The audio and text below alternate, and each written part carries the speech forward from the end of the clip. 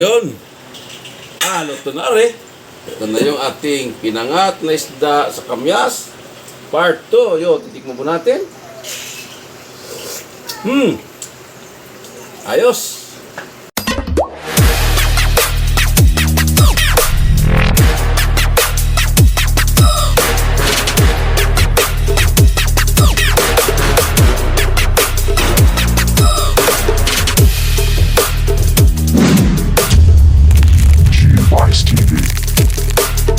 So mga guys, meron na naman tayong nabiling malilit na isda. So yan, katulad ng dati. Masarap ito sa pangat. So, papangat na naman natin ito. So yan, kita nyo ga, malinis na po yan. Yung isda na ito, napakasarap na ito pag pinapangat sa kamatis. Yan, malinis na po ito mga guys. Ito mga sangkap natin gagamitin, simple lang yung ating luto. Ito medyo marami-rami ito. At dilat pang matang, nabili natin ito. Talagang gumagapang pa sa banyera dahil sa sariwa. So yan, i-prepare natin yung mga sangkap. So maglagay po tayo ng pamintang durog. So maglagay po tayo ng pamintang durog. Siyempre katulad ng dati. So gumawa na tayo na itong pinangat sa kamatis. So part 2 po ito ng ating content. So yan, napakasariwang isda nito. So ulit-ulit natin gawin ito dahil ito yung paborito kong uulamin.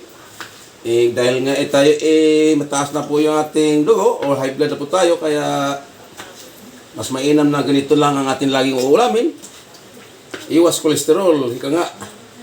Kaya yan, pangat sa kamatis, part 2 yung ating tinatawag na luto ngayon. Kaya maraming kamatis, mas masarap. Yan. Ngayon, umuulan na naman sa labas. At tayo naman ay magpangat ng isdang tawag dito. Hindi ko maano kung anong tawag ng isdang yan. Yan.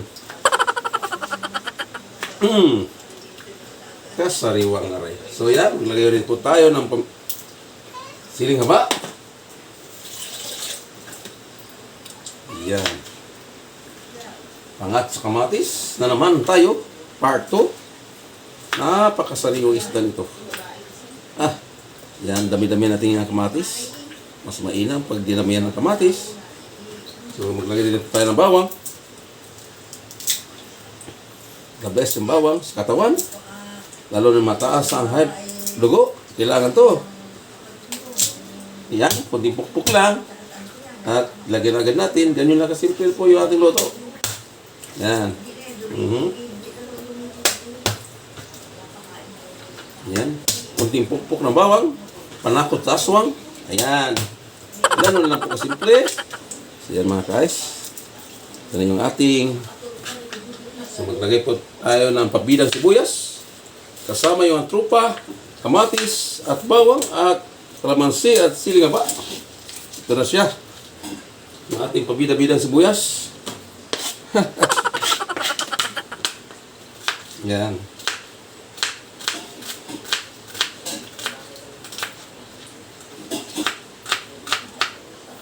Yan. Mas mainam, maraming sangkap. Mas masarap yung ating pinangat na isda. So, maglagay po tayo ng kalamansi or limoncitos, Bisaya. So yan, tawag sa Bisaya na isda na yan, inununan or paksiw or pinangat sa Tagalog. Yan. Mas mainam itong kalamansi na ilagay natin pampasim. Yan.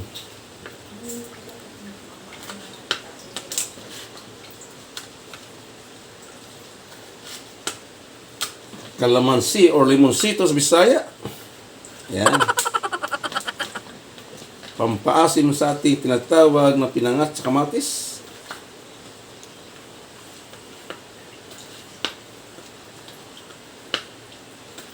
Mas mainam pag maraming kalamansi. Yan, ipipiga lang po natin. Ganun po natin proseso sa pagluto ng pinangat na isda sa kamatis. Part 2. Kasi nakagawa na tayo ng part 1 dito.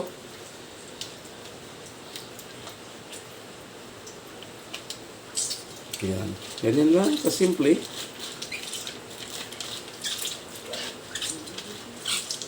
Yan. Ganyan lang. So, maglagay tayo ng patis. Patis, pampaganda na kutis.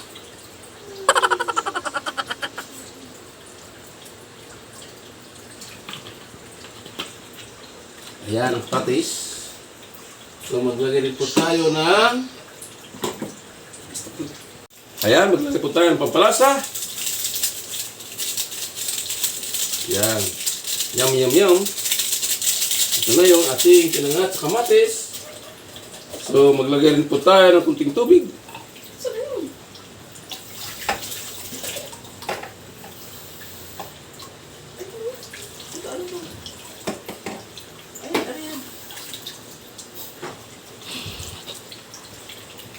Ayan, nakalagay po po ng tubig. Siyempre, kasunod natin. Ngayon ay sasalang po natin ito para maluto pa rin. So yan, nakasalang na po. So in 5 minutes or 10 minutes, ayan, maluto na po yan mga guys. Siyempre, luto na po yung ating tinatawag sa isdang nabili. Yan po yung sariwang sariwa. So abangan nyo mamaya pag yan naluto at tayo kakain ng hapunan kasama tanghalian. A few moments later. So yun. Luto na rin. Ito na yung ating pinangat na isda sa kamyas. Part 2. Yun, titikman po natin. Ayos. Ito na siya. Isdang pinangat sa kamatis. Part 2. Ito na yung ating niluto. So kasunod dito, kakain na po tayo ng tanghalian at hapunan. Luto na ito. Ito na yung mga guys, yung ating nilutong isdang pinangat sa kamatis, part 2. Dahil nakagawa na kasi na tayo nito ng una, kaya part 2 na po ito. Tara, kain na tayo mga guys. Tikman na din ulit yung ating pinangat sa kamatis, kung gaano kakasarap dito. Ay, sabaw pala ang ulam na. Ito, paborito ko lang yung ulam. Dahil tayo medyo matata po yung ating dugo. Kaya ganito tayo, kaya ito na lang yung ating uulamin lagi. Napakasap. Matamis-tamis siya.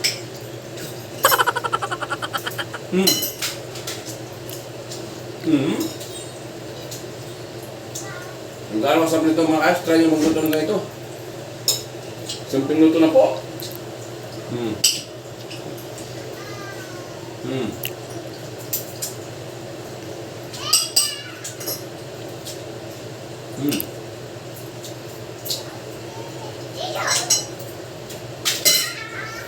Pinangat, isdang pinangat sa kamatis, part 2 ngayong araw ng Biyernes. So, shout out po sa aking mga silent viewer, patuloy sa Biyernes sa aking channel. Sa aking grupo yung Dilabti, shout out po sa lahat. Sa aking kaibigan sa Whitey, shout out po. Sa aking kasamahan mag-tube eyes, sa tube eyes. Hanggang sa muli, thank you for watching. God bless us. And bye-bye. Go, go, go, go, go, go, go, go, go, go, go, go, go, yeah, go, go, go. Hustle hard, hustle every single day.